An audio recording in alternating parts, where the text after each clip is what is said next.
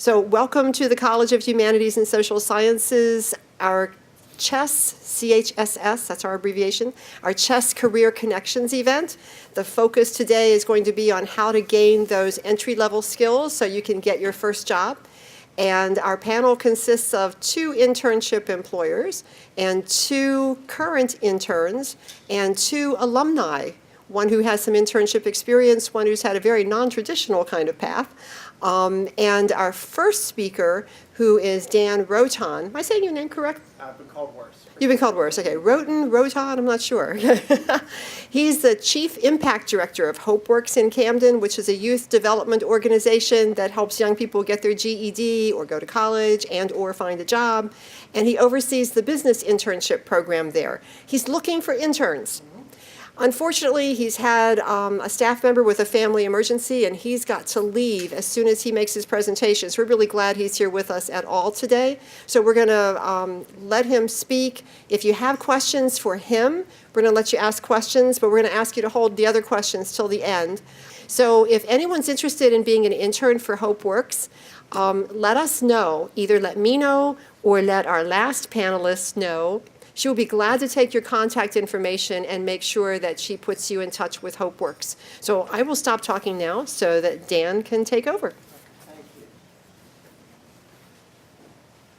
you. Good evening, everybody. And again, I'll start with an apology. I'm sorry to run out. It's nothing anyone said.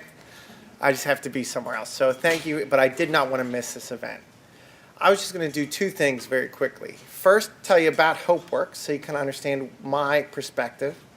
And then kind of tell you when I interview someone, either for a full-time position at HopeWorks or an internship, what I'm looking for. So what we do at HopeWorks is we're a youth development organization in North Camden. And we work with the most recent fashionable term is disconnected youth.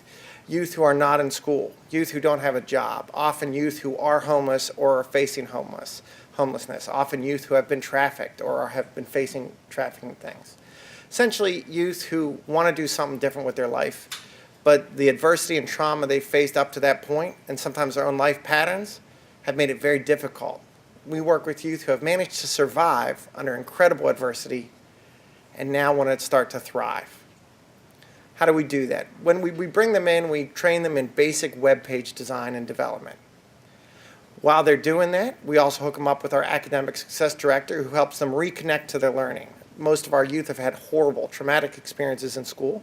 She helps them understand that they actually can learn, and they actually are smart, and helps them earn their high school diploma, their GED, and often re-enroll in college or enroll for the first time in college. We also hook them up with our formation director. Our formation director, some of our youth describe him as a super life coach. He helps them, of course, with a resume and cover letter. But I always joke, if the problem with getting a job was you didn't have a resume and cover letter, we'd all be employed in about 2 weeks. The reality is that, especially for youth who's faced tremendous adversity, often the very patterns that have allowed them to survive in a dangerous environment are also the same patterns that make it very difficult for them to keep or get employment. So we do the resumes, we do the cover letters, but we also have some hard conversations about the patterns that have gotten them to where they are now. Once they finish the training, they can work for us. We have 3 businesses that generate between $300,000 and $400,000 in revenue each year. We do web page design and development for small and medium-sized businesses all over the South Jersey region, as far away as Italy, as close as Camden, New Jersey. We also do GIS, which is digital geographic mapping. If anyone uses Google Maps, that's the world's largest GIS system. We create custom solutions for companies that need to map their data geographically. And when I say we, I don't mean me, I mean our youth between the ages of 14 and 23 do that. And then we also have a Salesforce.com consulting business, which helps organizations track and manage their data. Once a youth is working with us and also probably enrolled in school, they often also have the opportunity to live with us in our crib. Our crib is a residential community for up to 8 young people and 2 live-in staff, where youth can stay with us for up to 2 years while they're working and going to school. So it provides a safe, supportive environment for them to get to where they want to go. So in summary, that's what HopeWorks does. What am I looking for? We're hiring in a very non-traditional way. We're a tech organization. We move fast. We are interested in folks who are really interested in getting into the nitty-gritty of North Camden and making a difference. The advice that I would give to the folks sitting here are sometimes the same advice that I give some of our young people, which is if you walk into or out of an interview saying, gee, I hope they hired me, you're already in my bottom 10%. If you walk into or out of an interview and you don't know why I should hire you, then I don't either. I'll give you a great example. And the key is that if you don't know your assets, start working. I'll give you a great example of one of our young people who really understood this. He had completed our website site development training. He was going for a job as an app developer. This is a guy that was living in Covenant House for 2 years before we met up with him. He was living in our residence. He had no formal schooling. He had just gotten his GED. He was applying for an advanced app developer position using some of the Ruby and some of the coding skills that we taught him. He walked in, covered in tattoos. He didn't have appropriate interview clothes. Again, he'd just gotten his GED. He wasn't enrolled in school.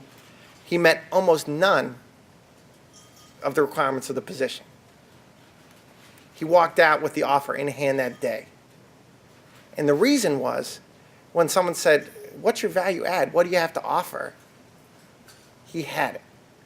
What he said was, they said, Nick, at first they were very encouraged. Oh, it's great, a young person from Camden. It's great to see you in the interview. It's a miracle you got this far. It was so sweet and really patronizing. And then he asked a question. He said, tell me, where is your biggest markets for the apps you develop, right? Oh, Africa, Asia, emerging markets. How many of your developers, right, have experience with the needs or developing apps in situations where cell phone reception is spotty or unreliable? How many of your app developers use their cell phone as their only computer? How many of your app developers have never used a desktop for any of the interactions they do for the work that they do? The answer was none. Nick was able to say, because that's the life that I live. If you want to know what apps you need, let me tell you right now. And he had reviewed the company's apps, and he had modified 2 or 3 of them. He'd done mock-ups to show them how they didn't work in emerging markets. They didn't work for people who couldn't also log into a desktop. Because Nick didn't have a desktop computer. Nick worked on his cell phone standing outside the T-Mobile store, sucking up their Wi-Fi when he needed to get somewhere. That could be a disadvantage, right? Here's a guy who doesn't have resources, he doesn't even have a desktop computer to do his coding. But actually, he was able to answer the question, why should you hire me? Because I understand your market, because I've lived it in a way that none of your developers from high-tech schools or Ivy League colleges have or can. So Nick, just by answering the question, again, not to be funny, he looked terrible. His clothes were all wrong. He had teardrop tattoos. He looked, from a standpoint of walking into the office prepared for an interview, he looked horrible. But because he was able to answer the question from the get about, why should I hire you? And he was able to explain to them exactly what he was bringing to the table, he walked out with the offer in hand, and he's working there now. So I would say, of course, the lessons you're going to learn about presentation and soft skills and all that. But if you walk in knowing why they should hire you, and you walk out thinking, I hope they're not foolish enough to pass on me, you've already gotten about 75% of the way to the job when I'm interviewing you. So just a very quick summary, but so that's my key thing. Know why they should hire you and know why they'd be stupid if they didn't, and articulate that clearly and repeatedly. And if you can show them the work that proves it, bring it. So that's my very brief statement. I have to leave, so I think I'll take questions now. But any questions for me at all? Yes? Can you tell me about your education and how you got to HopeWorks yourself? Sure. So I worked for about 15 years as a teacher and vice principal at St. Gabriel's Hall, which is a facility for adjudicated youth. I always joke about St. Gabe's. It's a very selective school. You don't get there for stealing your first car or shooting your first gun, right? It takes some work. And what I saw at St. Gabriel's Hall, right, is St. Gabriel's Hall, when I was vice principal, we did a lot of work to move from a kind of a traditional juvenile justice model, which I think formally is called the sit down and shut up model, right? To a trauma-informed model where we kind of changed the question from what's wrong with you, right? What's wrong with you? Well, you're a criminal, you're uneducated, you have bad attitude, to what happened, right? Because what we learn about youth, right, is their behavior makes sense. And if you understand what happened, you can understand how it makes sense. And what we saw at St. Gabe's was we saw tremendous change, right? Youth who had been written off by the system, youth who you were headed to adult jail in no time, right? Suddenly we're able to make that move from surviving to thriving. And a quick story to kind of illustrate the change, and then you'll understand why I'm at. So, at HopeWorks, we had a guy come in one time, and even all the youth were like, oh, you don't want this dude. He's out drinking every night. He gets stinking drunk. He blacks out. He's hungover every morning. He's never going to make it here on time. Dan, you don't want this guy. And they were 100% right.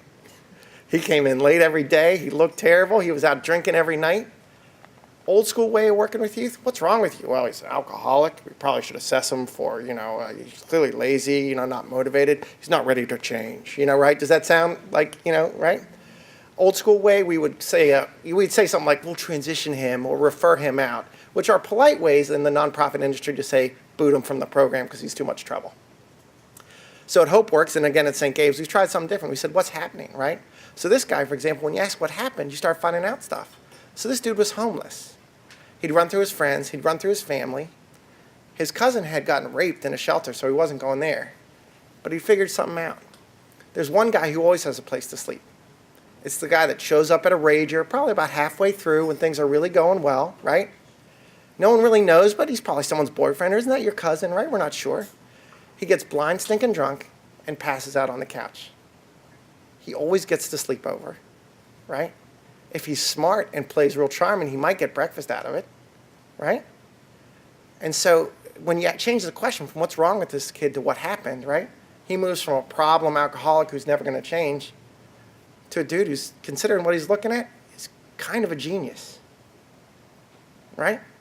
And so you ask what happened, you pull that story out. That dude's starting Temple in January, right? This alcoholic who we would have booted out. So how I ended up at HopeWorks is I saw that change at St. Gabe's. But the problem with St. Gabe's is it was a residential facility, right? You can only reach but so many. I heard about this organization run by this crazy priest down in Camden who was trying to take these same ideas and bring it into Camden. So again, kind of going back to my point, there's no job opening available. But I called this crazy priest and I said, Father Jeff, this is a paraphrase, but it's about right. I said, I hear what you're trying to do. But I don't think you know what you're doing. But I do. And I'm excited by what you're trying to do. I'd like to help. So I ended up at HopeWorks. Does that answer you? That was a long answer to a short question. But any other questions? Yes? What advice could you give to somebody that is trying to take everything that they've garnered in their major and just apply it to any sort of field that they think they could do well in? Product. If you don't have a website, if you don't have a blog about your ideas, if you're in tech or if you're working in the nonprofit sector, for example, and you haven't thought about coding an app to do some of the stuff you want to do, does that make sense? Yeah, I'm looking to apply it to different, for example, marketing or advertising, different areas. So here's one thing. Right. So for example, right. So find something you believe in. Go to that person and say, I'm going to create a GoFundMe campaign for you that's going to net you $3,000.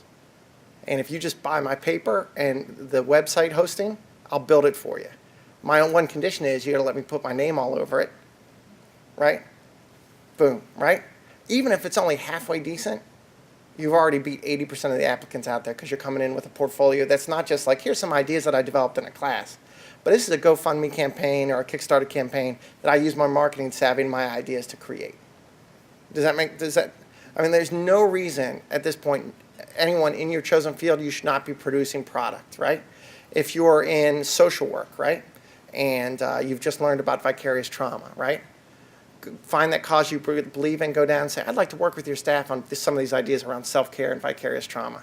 And I know you guys are on a shoestring, so I'd like to do it for free. All I'd like you to do is make sure that I can keep the materials under my name, right? Boom. When you go to that job, yes, I've had some ideas about vicarious trauma, but I've also conducted a training for this homeless shelter on it. Here were their reviews of what I did. Is that helpful? And if you're in technology, right, come on, right? If you don't have an app done by now, start today. Any other, so that's a great question. Any other questions? Okay, so my email address is, you'll get it, but it's Dan, D-A-N, at hopeworks.org. So if you want to come see HopeWorks, come for a tour. It won't be me you'll talk to, but our young people give you a tour. And you can get a sense of, hopefully from my speech, you got an idea of kind of the attitude we have. We have a little bit of an edge at HopeWorks, so we have an attitude about things. But we think we're doing some pretty exciting stuff. So come visit, come check us out. And thanks for taking the time to listen. I appreciate it.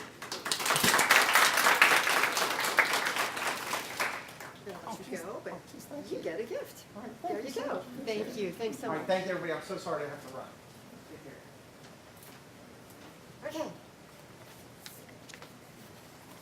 So our next panelist is Kieran Higgins, who graduated from Rowan as a political science major in 2011. He oversaw the legislative district's internship program for State Senator Donald Norcross for a couple of years, and he's currently employed by Genesis Healthcare. So he's had internship experience, internship supervision, and he knows Rowan students. Thank you very much. It's funny, working for the senator, I think I got an email from him about once every 10 hours. So HopeWorks, they are working. They're right in North Camden. My office was in Camden, right downtown. So, they are a very busy nonprofit. So, I'll give you the background. I graduated from Rowan in 2011. I went on and got my master's at Rutgers in Camden. 2 years later in public policy and administration. I got my start actually was through an internship, but not directly through the internship. I was actually interning for a mayor of a large town, Gloucester Township. The mayor was actually a professor. He's a professor here at the moment. His name's Dave Mayer. So, I got involved with him, and then I was working a charity golf outing, and I bumped into Senator Norcross. I happen to know Senator Norcross, vaguely, but he said, Kieran, what are you up to? I said, well, I'm interning right now. And he said, well, when you graduate and your internship finishes, why don't you come work for me? So I said, okay, well, I hadn't planned on working because I was going to go to graduate school. I did go to graduate school full time, but the classes were from 6 to 8:40 every night. So, it kind of fell all into place. I got very lucky. That's, I'm going to touch on two things, what I think you should do. One, when I managed my interns, first things first. Somebody applies, I send out a flyer, somebody applies, I Googled them. So, my advice to you is make sure your social media is cleaned up. A picture with a beer in your hand, looking fine with your mom and dad, that's okay. A picture doing a keg stand is not okay. So, we're going to pay to do a background check. Yeah, and most companies are. Most companies and organizations are. So, if you can clean up your social media image, so you get past that first Google search of somebody, then do that, please. I have a brother. He's probably around your age. He's 22. I always tell him, no cursing. You got to keep it clean. He wants to be a teacher, so you got to keep it as clean as possible. Aside from doing internships, one of my biggest regrets is I worked a lot. I bartended at a large restaurant in the area, so I didn't get the opportunity to volunteer as much as I like to. And I just so happened to get the job I have for volunteering something extra on the internship I was doing. So, you start volunteering and help with different organizations, you're going to meet different folks that come from all over. And they're going to be the ones with the insight on where job openings are going to be, and it's a great way to network. And doing it for a great cause, as well. So once I graduated from my master's and, I wasn't working as much, now I work a regular 9-to-5 job, I started volunteering. So I volunteer for American Cancer Society. I helped run the Philadelphia Bike-a-thon, which raises over $1 million, Strides for Breast Cancer Walk. These types of things are where I see most young, recent college graduates connecting the most. And then on top of that is an internship. at the senator's office, we would keep anywhere between 10 to 20 interns. You know, from all over. And I was telling him, you know, before we got started, we pulled from universities in Philadelphia, Rutgers, and then of course Rowan. So everybody has a different story. You have to market yourself and what your talent is. You know, like your question, you know, you have to market yourself. And I know, you know, he's got a little bit better story. You know, people that are able to market themselves better. But you know, we all have our strengths and weaknesses. You know, you have to embrace your strengths and your weaknesses. You know, use them to your advantage. And I would love sitting with kids. You know, they look great on paper. You know, good grades, but they just didn't want to open up. And if you're going for an internship or a job, you really have to, you know, you have to try to do your best. And I would love to, you know, pry them open. And then once, we would hire just about everybody. But once they started, they would open up. And I would say, you know, why didn't you open up in the beginning? You know, I had to pry you open, and you know, I was nervous, and I get that. You know, so you know, that's going to come in practice with you know, with the, you know, recent grads going out there. But that's something you can tackle. You know, while I was here, like I said, I was lucky. I got to do several internships, but the one that led to the job, you know, was it was luck. You know, to be perfectly honest. You know, now I work for a major healthcare company. We're the biggest nursing home company in the United States. I work in a business development role, so it's a little bit different than political science, you know, what my background is, but I'm working to, you know, shape policy to help the nursing home companies get paid, working relationships with the community, with the state, with the counties. So it offered me, you know, I have a unique experience where I get to do a little bit of everything in community development and community relations. So like I said, one of my biggest regrets is that I probably didn't do enough volunteering or internships, because they're the things that are going to lead you to the jobs. You obviously know the internships are, but the volunteering, you know, for any type of organization, you know, you could be a biology major and, you know, you volunteer at a guitar shop, you know, or some kind of guitar event. That's the type of thing, you know, I'm going to say, why did you do that? And then I'm going to learn something about you. You know, I learn what your interests are. You know, then I'll touch on it. Number two, one of my biggest regrets in undergrad, or immediately after, is I didn't travel enough. I didn't, you know, when you start working, you're only going to get a certain amount of set vacation days. You know, and you'll find that. You know, and I tell my dad all the time, we have a house in Florida. My dad wants to go to Florida every other month. I said, Dad, I can't, I'm not going to take my vacation days and go to Florida. I've been there a million times. You know, I got to see the rest of the world. So I think I missed that opportunity, and you know, even the summer after you graduate, I missed the opportunity to go see a part of the world I didn't get to see. And you know, finally, you know, I'm 26 now, but I go on trips all the time, and you know, I do different things. So there are two of my two biggest regrets. And if I could go back, I would change them. I would have taken the summers off completely and go see things. You know, before I realized that corporate America is going to, you know, harness my vacation days. It's a rough reality, and you know, you'll find out very soon. So you know, take that with you. You know, go get out of your comfort zone is the real thing. You know, there's other states out there. There's other countries out there. You don't have to stay at home and mom and dad right after. You don't have to feel safe all the time. Go to Texas. Go to California. You know, there are things that you can do anywhere in the world. You don't just have to stay here. You know, I mean, I love it here. I really do. And, you know, being involved in government and politics, you know, everybody says, well, why don't you go somewhere? Well, now I can't go anywhere else. You know, I'm stuck here. But I'm glad that I'm stuck here. You know, I just wish I got the opportunity to see more at a younger age. You know, and now I'm settled in very nicely here.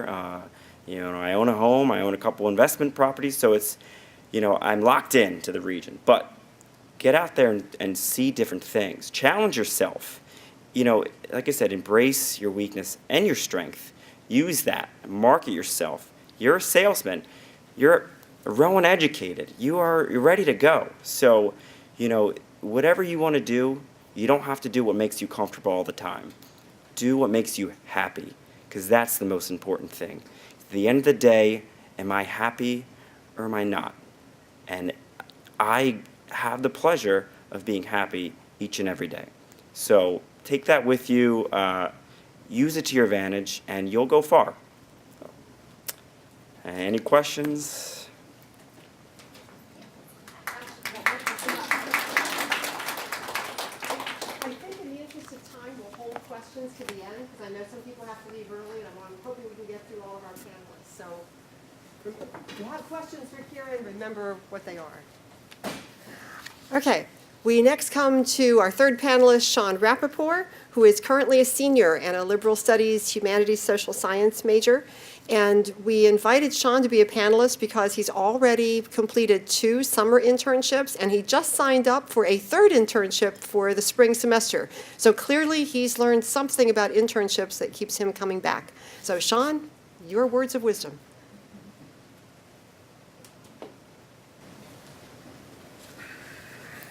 Hello.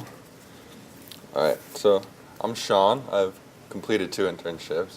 I feel like I'm going to talk closer to students because I'm closer to your age pretty well. And but before I talk about my internships, I'll talk about myself. And I went into Rowan not knowing a major, not knowing really much what I was interested in or anything like that. But I did research, I did figure things out, and I realized that the music industry was something I wanted to get into. And after I realized that, I dove to try and find exactly what I wanted to do in it. I still really don't know exactly yet after 2 internships in it, but it will form itself out. But going into that first interview with my first internship, which I'll get into later, I thought to myself, okay, I'm just going to keep a serious face on, keep a serious everything. My demeanor is just going to be uptight, but that's not what it is about. I walked in the room, I'm not lying, it was a closet of how big the room was, and she was sitting in a broken chair, I was sitting in a broken chair, and it really just formed my whole attitude on what I want to go into in the music industry. It's oh, okay, so I don't need to be crazy stressed about going into an interview with somebody. I can just relax and be myself, because that's what they want you to be. They want you to be yourself.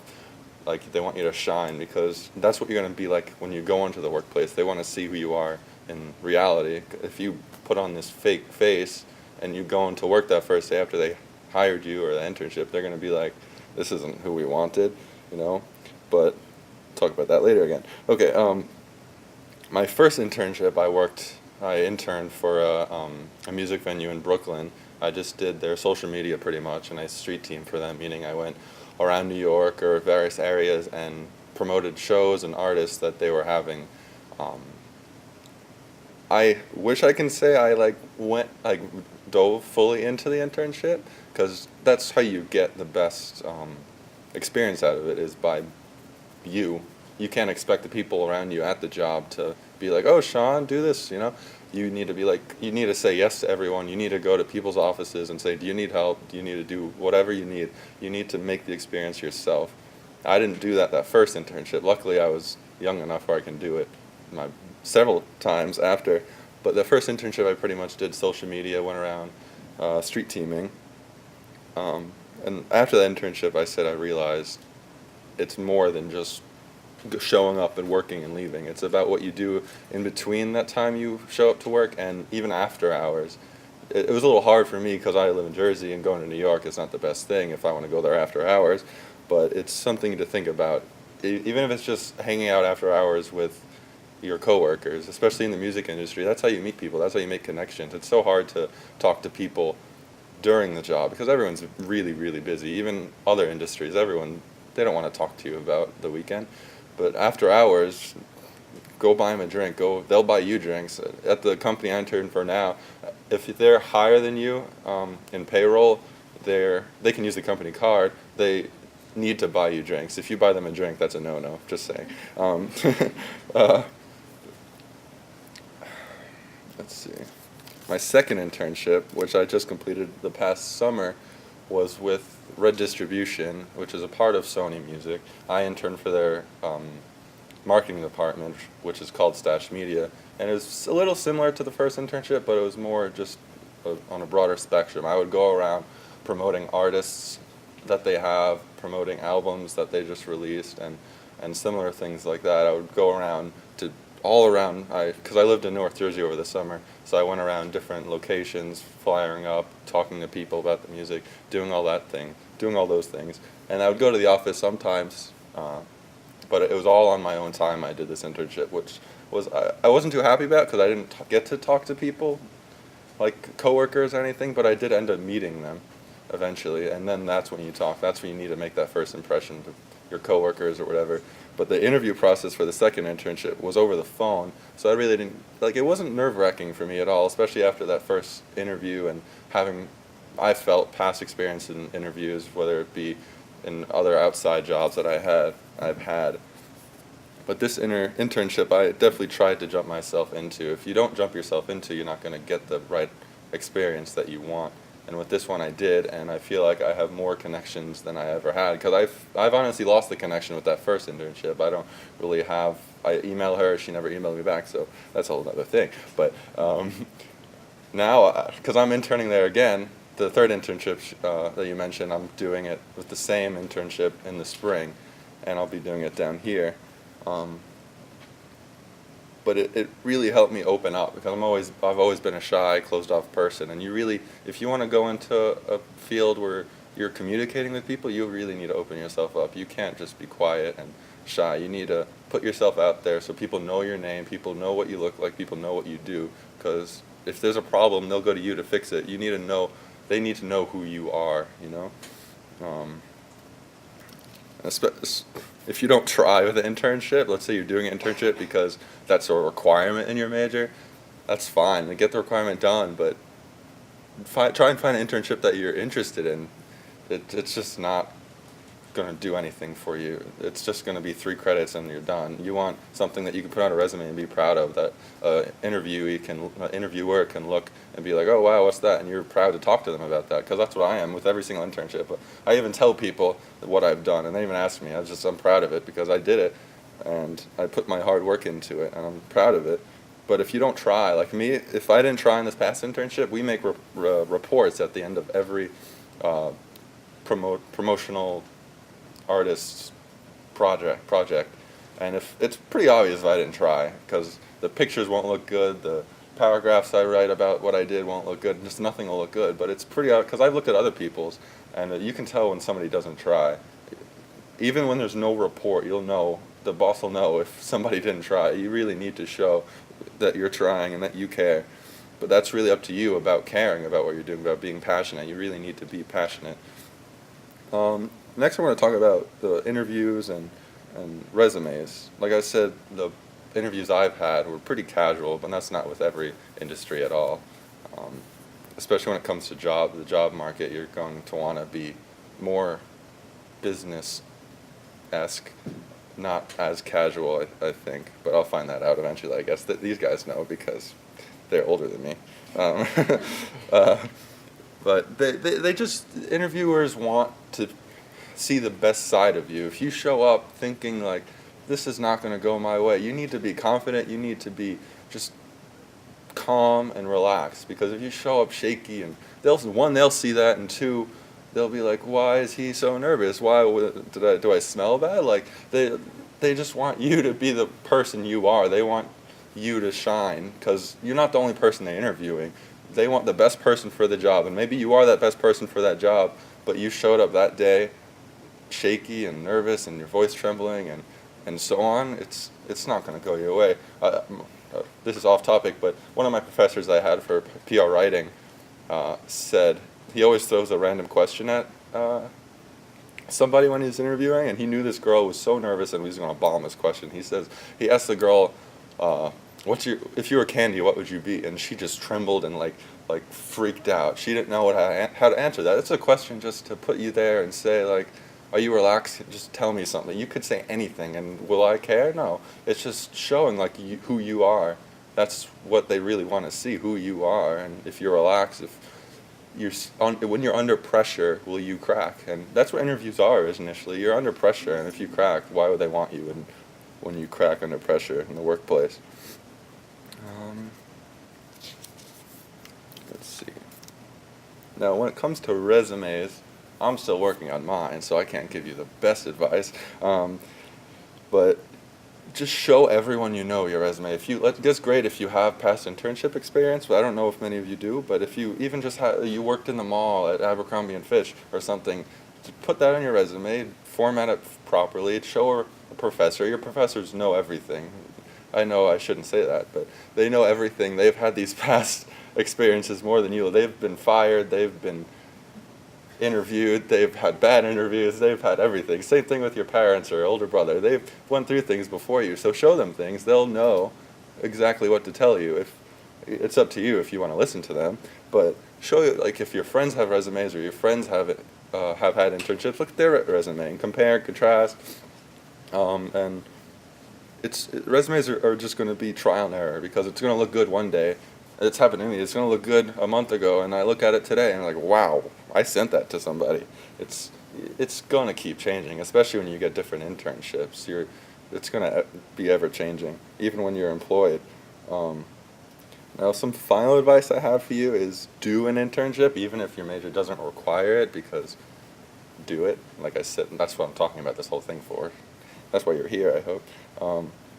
If you don't know the field you want to get into, I recommend doing a lot of research and just finding your passion and, like you said, travel, or just do anything that you feel would benefit you. Just keep working. Don't just sit home during the summer and do nothing. Even if you have a job and you have free time, just go out and do something, because it's going to benefit you. You have to push yourself to get results. If you can't just coast, or else you're going to get run over.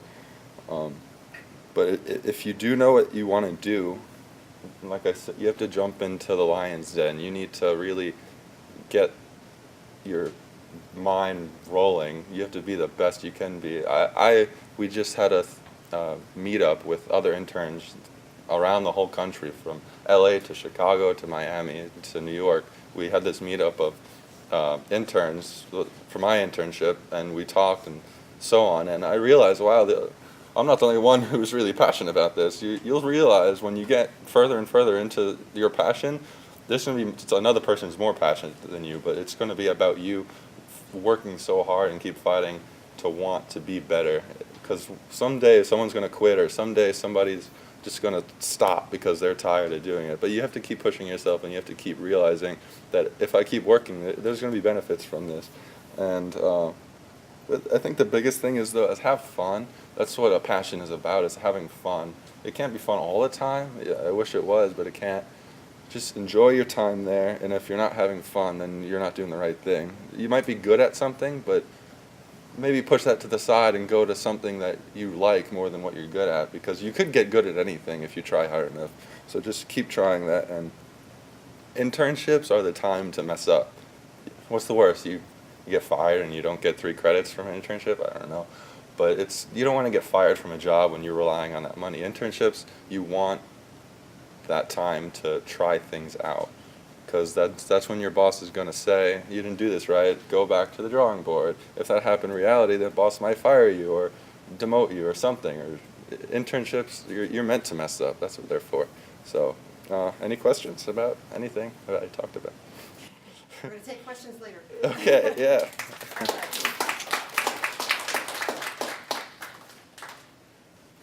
Okay.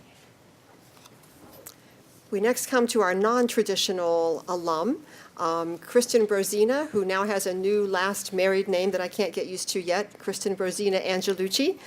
Graduated from Rowan in 2010 with a major in English, minor in theater, and a few other concentrations that I won't even go through. But Kristen was actually one of my students way back when, and I've probably brought some of you here tonight, I hope, if you knew her name. Her pen name is Alice Ozma.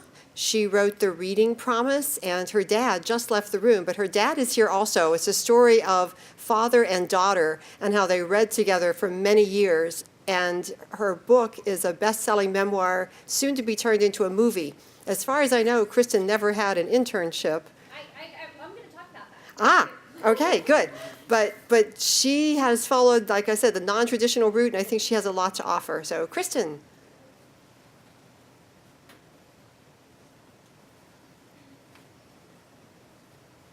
Yeah, my dad left because he thinks that he makes me nervous. So he also, like, because he's, dads don't stop being dads. So when we were downstairs, he's asked if I wanted him to guard the bathroom door when I went in. So he's still a dad. Dads are always dads. Before I get started, I did want to just go back to Kieran's point about travel, because I thought that was a really great call out and something that I didn't hear people say enough. And one thing that I thought really bared noting is that you might think, okay, I'm going to get a job and I'm going to travel a lot with my job. And I happen to have one of those jobs. And let me tell you, that's not travel. Like, if all of your travel is the travel you do through work, you're going to see the inside of every Marriott across the country and every airport. Like, I can give you a tour of every airport in the country, but I don't really know much about the cities I go to. I know maybe like a restaurant and the airport and the hotel, because that's the nature of corporate travel. So if you're looking at a corporate job and you're thinking, okay, I'm going to travel a lot, it's not real travel. And I really want to emphasize that. That's not the kind of travel you want. So I thought that was a really good call out. So I did have a non-traditional path in terms of especially what I do now. I work for Scholastic Book Fairs, and I am the National Manager of, is it in the program? National Manager of Sales, Media, and Reading Programs. She's nodding, but I got it. I got my own title. Great. We all have long titles like that. And it's a really great job, and I really enjoy it. And before that, I wrote my book. So my career path is kind of non-traditional, but one thing, this probably wasn't what they were expecting me to talk about, one thing that I was really thinking about as I was preparing my notes to come here was that I did have internships, and they really did help me. And I think what that comes down to is, even if you have a totally non-traditional path, I think the internships are the currency we're working in now. Like, no matter how non-traditional your path is, and you could do something really out there, you probably still want an internship.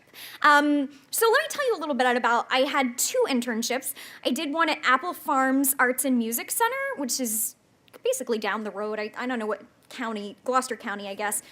Salem, thank you. And in Elmer, yeah. And I also did one at Allen's Lane Arts Center in Philadelphia. At the time, I thought that I wanted to manage a nonprofit. I kind of backed down from that after doing this. It was an eye-opening experience because it was so much work, and the people who did it was, in my opinion, a thankless job that required tons and tons of hours for very little pay. So let me talk a little bit about my thoughts on those. I think you should really be looking for internship opportunities where you have true responsibility. And by the way, this is just my personality. I ended up following up with like 12 different people on these subjects. And so I got a quote from a friend of mine who's about to graduate from getting his MBA at Harvard. And he said, "A good internship comes down to having the right stories to tell in an interview." And I could not agree with that more. I really thought he summarized a point that I wanted to make. At Apple Farm, I think I was really more of a volunteer than an intern when I look back at the activities that I was doing. And so the stories that I had to tell in interviews really made my work sound menial. It was spreadsheets and databases. It wasn't particularly interesting. I could have been doing it for 2 hours at a time, whereas in reality, I was going twice a week over the summer. But it didn't sound like it. It didn't sound like very interesting stuff.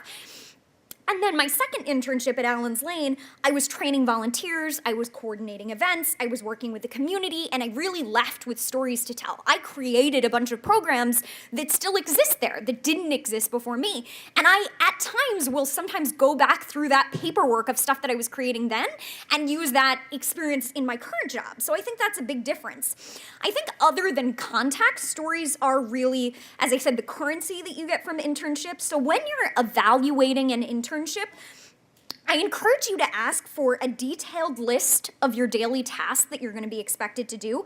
And then, this is going to sound corny, but do some role playing and imagine yourself telling those stories. Imagine yourself telling someone in an interview about these tasks that you're going to be expected to do. And if you don't think that they're compelling and kind of an engaging story to tell, then they may not be worth your time.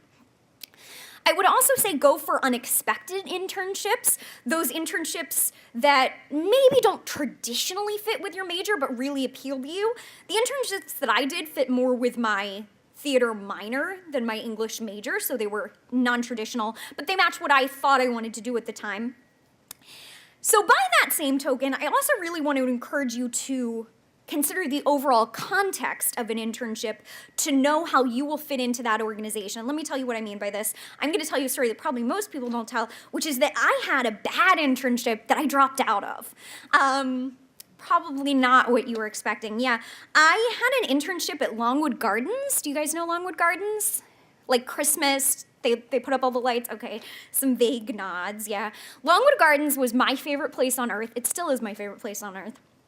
And they hire 90 internships every summer, and it is an amazing program. You live in a house on the grounds, and you can just walk around the garden, and you get paid like $20 an hour. It's nuts. I mean, it was a crazy great program. But what I didn't realize was that they hire 80 horticulture interns and 1 education intern and 1 archives intern. I mean, it's like 80 of everything and then 1 of everything else. So I got there and I was miserable. I mean, the program was not designed for me. It didn't really keep me in mind, and there was no one for me to talk to. We would go to all of these social events and everyone would just be talking about botany. And at first I thought that was kind of interesting, but it's terribly boring.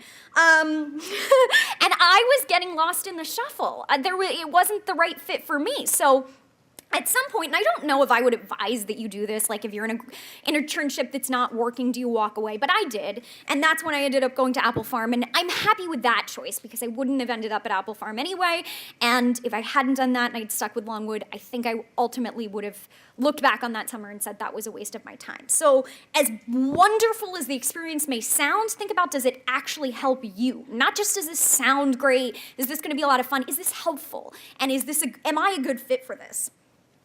And also remember that an internship interview, like a job interview, works both ways. So you can ask questions and really listen to the answers. And that's probably what I should have done more of at that Longwood interview. I really should have said, am I going to be the only person doing anything like this?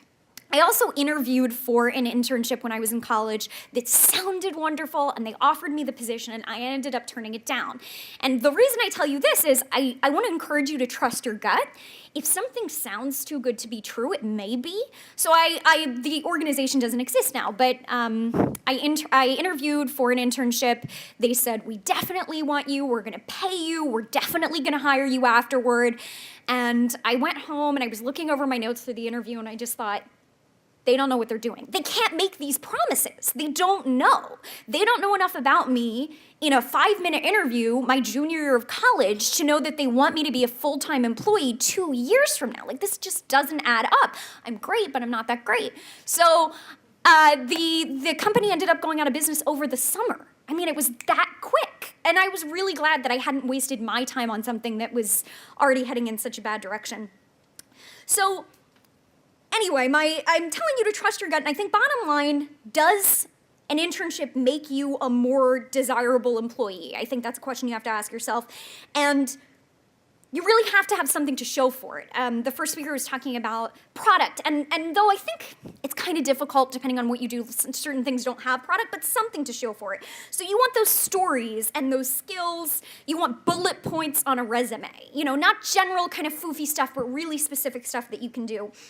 I encourage you, once you have a job, to continue to volunteer so you can fill in the gaps in the skills that you maybe aren't exercising at your current job. After I got my job, I volunteered at an organization in Philadelphia that was all about storytelling. I was a tutor for a nonprofit. Then I was on the Philadelphia Library Board, and now I'm on the Rowan Board. So put yourself out there and don't try to make contacts, try to make friends, because contacts don't go to bat for you, but friends go to bat for you. And there's a difference, and people know when you're networking with them, that's a false feeling. If any of you were there last year, I talked a little bit about this. There's a huge difference between networking and just being person to person and interacting and being genuine, and people are so aware of that, and people hate to feel used. And it's very obvious when you're talking to someone just for the intent of using them. So then I'm gonna transition to the non-traditional stuff, and I'll be very brief. I think that the biggest soft skill that comes up for me is a sense of humor.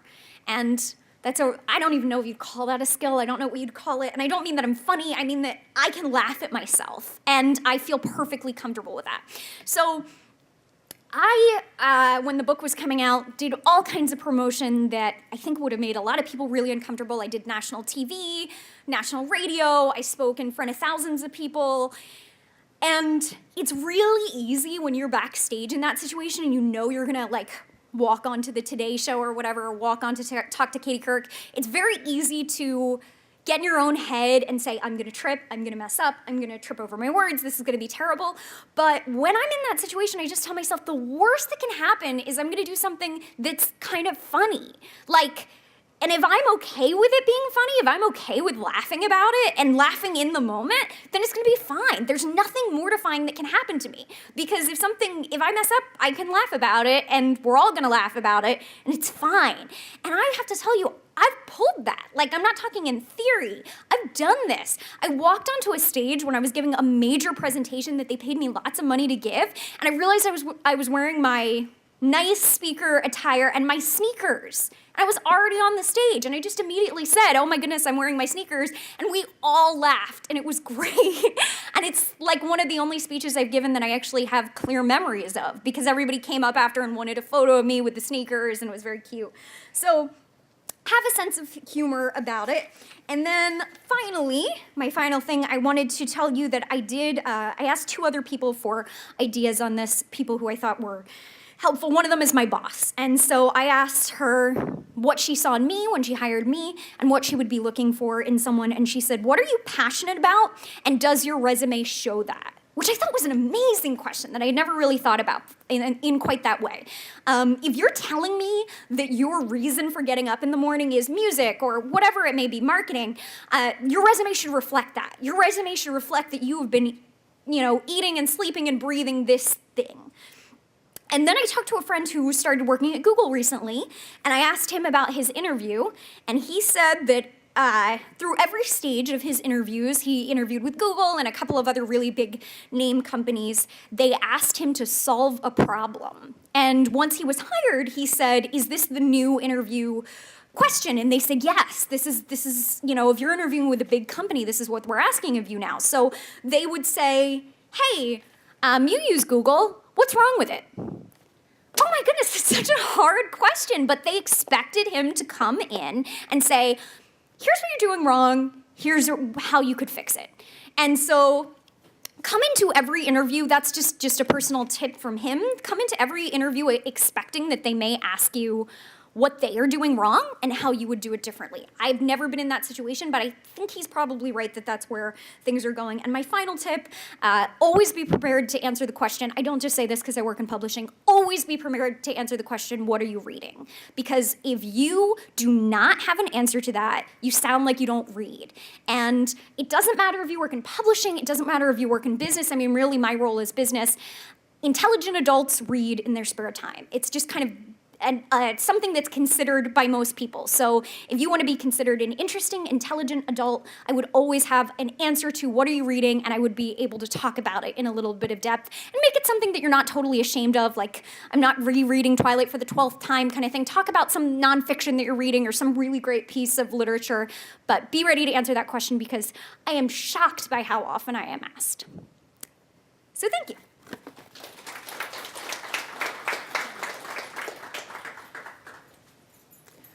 Okay, panelist number 5, Erica Bowens, who is executive managing editor of Suburban Family Magazine and editor of South Jersey Magazine. She served as an editorial intern and also has been the company's internship advisor for the past 3 years. Erica.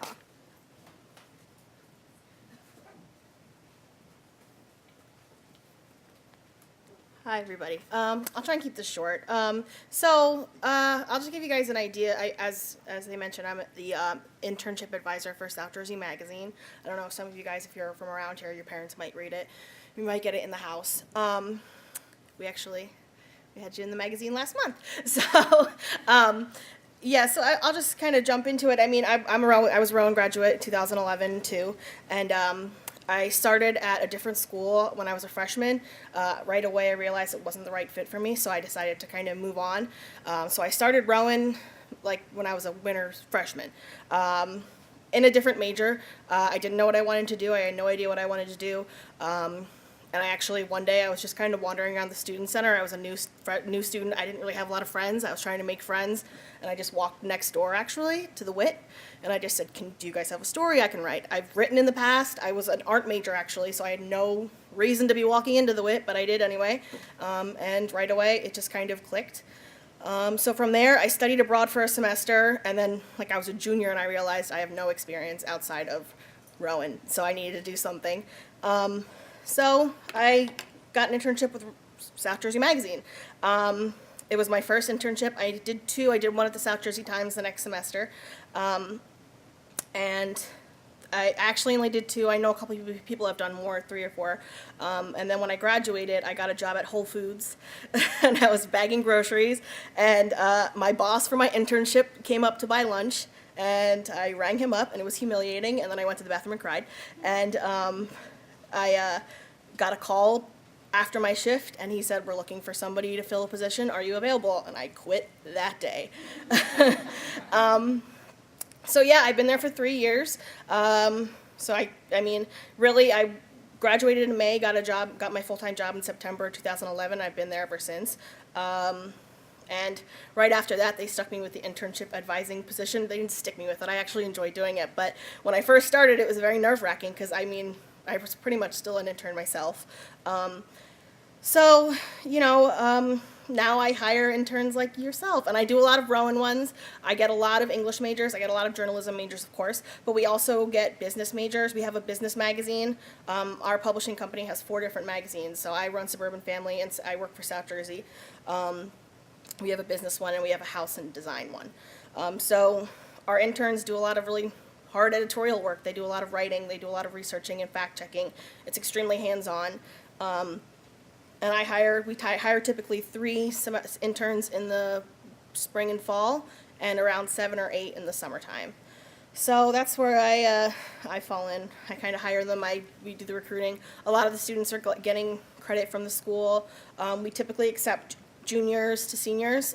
Usually anything below that, we're kind of waiting for somebody a little bit older with a little bit more experience.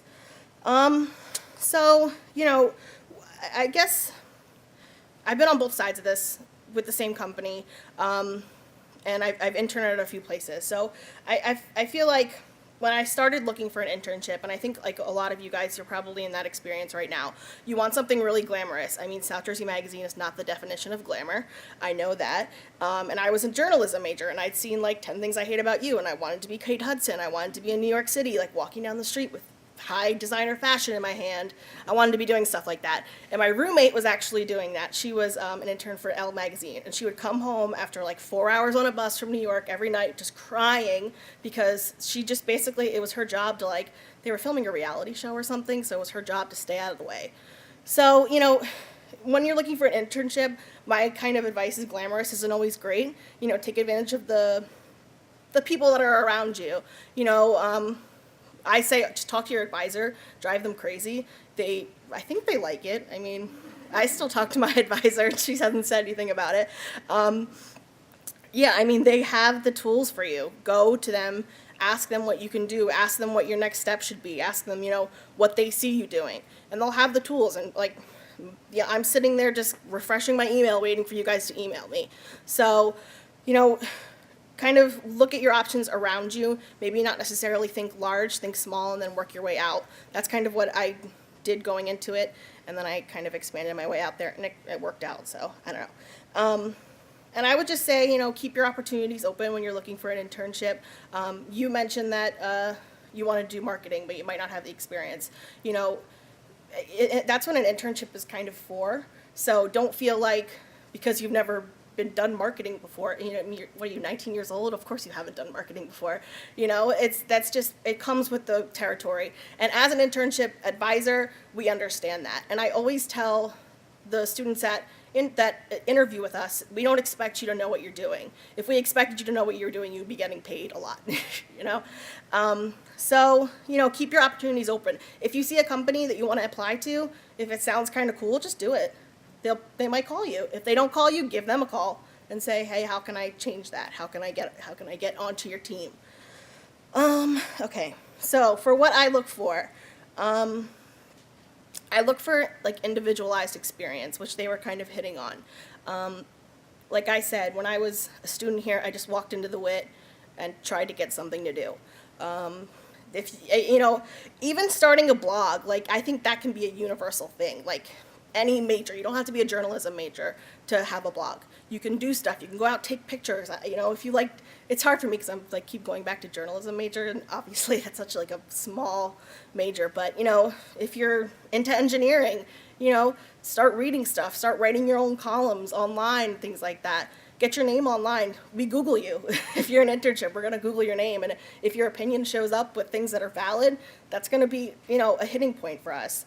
You know, that's my first point is experience, because it's just something that you can't get. I mean, you have to take the classes. So, you know, how are we supposed to judge? You have to take the classes. It's what you have to do if you want to graduate. So if you have something, just even like one little thing saying, you know, this is something I'm interested in, I'm doing it outside of school, check it out. That's something that draws us in. I also, you know, professionalism is a big key. I've had, I will never, you know, nobody will ever make fun of you for showing up overdressed to an interview, but we will. I do remember the girl who showed up in Uggs and a sweater. Like, it's just, it's funny. So, you know, if you're dressed as a professional to an interview, it shows that you're not just a student. You're somebody who's looking towards the future. You're somebody who's trying to plan for their own future, and that's what we look for. Obviously, an intern doesn't have the experience in the field they're applying for, and that's what we expect. We just expect somebody to care enough to show up and actually look like you want to be there. And another thing I get a lot is with an intern is the question I always ask every intern is, why are you interested in this magazine? And I get a lot of students that say, well, my advisor says I need an internship, so here I am. Which is the worst answer. It's the worst answer you can give. I mean, anything else would be great. Say, you know, I've read a magazine before and I've seen your magazine, it's interesting. Just don't, you know, give an answer that shows you don't want to be there. You have to be there. Because, you know, you don't have to be. Take a different class. And just ask questions. I mean, it's a nerve-wracking thing to do. And I think that applies to your internship too. If you want to succeed, just ask questions at all times. I mean, talking to people is not fun. I mean, look at me, I'm like about to fall over. But it's you know, you're not going to be, nobody's ever going to criticize you for asking a question. And that was something I had to do in my own internship at the magazine, was I had to like sit down and formulate questions to ask. And it's, you know, you just do it by yourself. You say, you know, you get a job and you say, okay, well, what can I ask? How can I figure out, you know, how can I learn about this task? If you're asking questions and if you're being vocal in your internship and in your interview, you're gonna stand out. And, you know, I always talk, you know, when our company is growing, it's always growing, and we're always hiring people. And the first thing my boss does when we're hiring people is sit down with me and say, okay, who's an intern that you remember that we can call? The first people we hire are interns, right away off the bat. So that was me. And I've worked with people that were interns there before. So if you have to leave an impression, you know, if you're just there because you have to be, we're gonna know. It's not gonna, you know, and we're gonna give you the work that you just have to do it. So we have to associate with it. If you're there because you want to be, it stands out. Ask a few questions, get interested, you know. Just have a conversation with your boss that's not, you know, what can I do next? How can I do this? And you'll be good. So, all right. Thanks, everybody.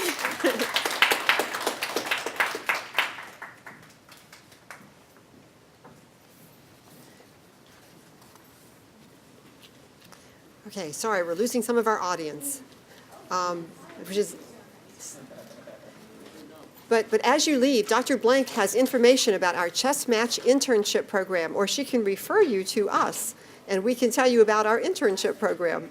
So Kim Poulos received her degree in English, and she is now a graduate student in higher education administration, and she is our graduate assistant in charge of the Chess Match internship program. So she's here to recruit you.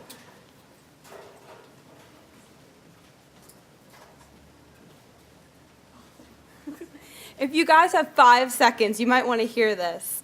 Because if you're feeling overwhelmed about all this information you're getting, I can help you. I'm the person that's going to help you find that internship. I'm going to make sure your resume is strong, and I'm going to help you with your interview skills. Internships, as everybody has said, is critical.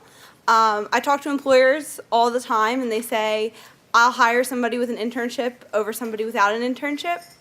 I actually had an internship, and I had no idea what I wanted to do with my degree. I was an English major, and I thought the only thing I could do was write a book or be a teacher, and I didn't want to do either.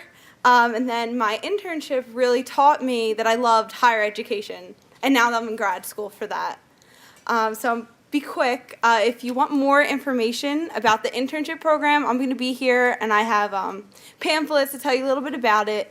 But if you can fit it into your schedule, you get 3 credits for the spring semester. We're matching, so it takes the place of a class. And we have students who have had internships and are getting job offers from them. We have multiple employers who say, if I have a really outstanding intern, I will hire them upon graduation, or I'll offer a paid internship opportunity for them over the summer. So come see me if you want to learn more.